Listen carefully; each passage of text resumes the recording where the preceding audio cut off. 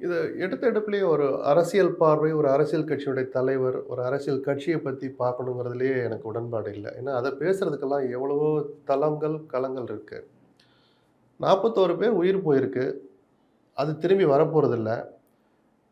எதிர்காலத்தில எந்த இயக்கம், எந்த தலைவர் இப்படி ஒரு நிகழ்ச்சி நடத்தினாலும், இன்னொரு முறை இது மாரி நடந்துறக்கூடாதுங்கிறது மட்டும் தான், அது யார் விசாரணை நடத்தினாலும், யார் ஆணையம் போட்டு ரிப்போர்ட்ட வாங்குனாலும், ஃபைண்டிங்ஸ் குடுக்க போறது இத நோக்கி தான் இருக்க போகுது.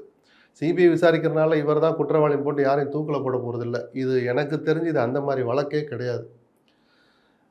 யாராவது ஒமிஷன் இருக்கா, கமிஷன் இருக்கா, என்ன செஞ்சிருந்திருக்கணும், என்ன செஞ்சிருந்திருக்க கூடாது அப்படிங்கிறத நோக்கி தான் இந்த இந்த இந்த விவகாரமே போய் முடியும். இது திமுகவுக்கு பின்னடைவு, விஜய் தரப்புக்கு வெற்றி அப்படின்னு. திமுகவுக்கு என்ன பின்னடைவுன்னு எனக்கு தெரியல இதுல. ஏன்னா, ஒரு விசாரணை ஆணையத்தை அமைச்சு இனிமேல் நடக்காத அளவுக்கு அகில இந்தியாவுக்கு வழிகாட்டுகிற அளவுக்கு ஒரு எஸ்ஓபியை நம்ம ரெடி பண்ணுவோங்கிறது மட்டும்தான் முதலமைச்சருடைய விருப்பமா இருந்துச்சு. தமிழ்நாடு அரசு திமுகவினுடைய பார்வையா இருந்தது.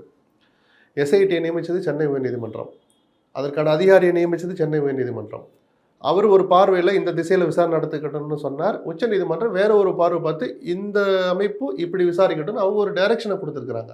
இப்ப நடந்தது ஒரு ஒரு திசை தெளிவு தானே தவிர, ஏதோ நீங்க செஞ்சதெல்லாம் தப்பு, நீங்க செஞ்சதெல்லாம் சரி அப்படின்னு எதுவுமே சொல்லல. உயர்நீதிமன்றத்தினுடைய சில ப்ரொசீஜரல் எரர அவங்க சுட்டி காமிச்சிருக்கிறாங்க.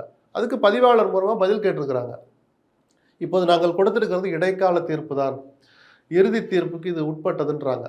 பட் கமிஷன்லாம் போட்டு ஆரம்பிச்சு அதிகாரிகள் நியமிச்ச பிறகு அது இனிமேல் ரத்து செய்ய போறதில்ல. எதிர்பாராத திரும்புமா அந்த பெட்டிஷனே நாங்க போடல அப்படின்னு வரப்போது அதையும் சிபிஐ விசாரிக்கும்னு சொல்றாங்க.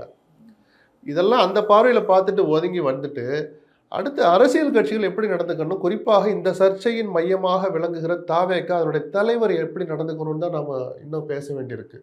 ஏன்னா விஜய் இன்னும் வாயை திறந்து பேசல.